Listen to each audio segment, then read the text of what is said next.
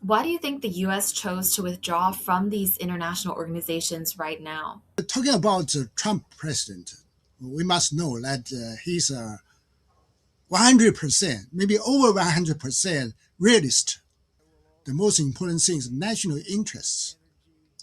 So for those realists, of course, they pay least attention to international governmental organizations. So this time, talking about United Nations, the same thing.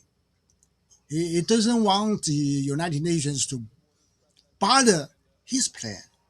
For example, he really attempted to capture Venezuela's President Maduro. So for that incident, many states went to United Nations to blame his action in Venezuela.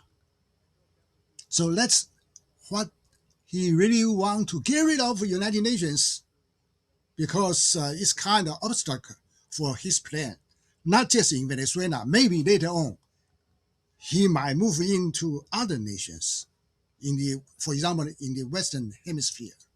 Now, the US has been one of Taiwan's biggest advocates for joining these kinds of international organizations.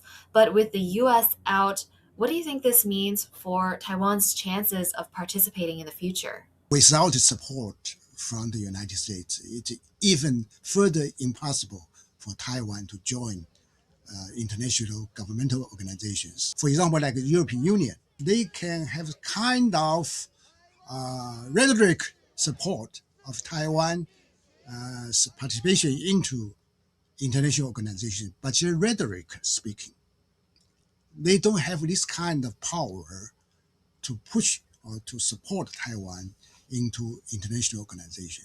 And with the US withdrawing from these organizations, what do you think this means for the US Taiwan relationship? Yes, for a longer time, especially with this current DPP government, they put much emphasis upon its relationship with the United States, with Trump administration, and they even do a lot to show Taiwan is a kind of loyalty partners with the United States.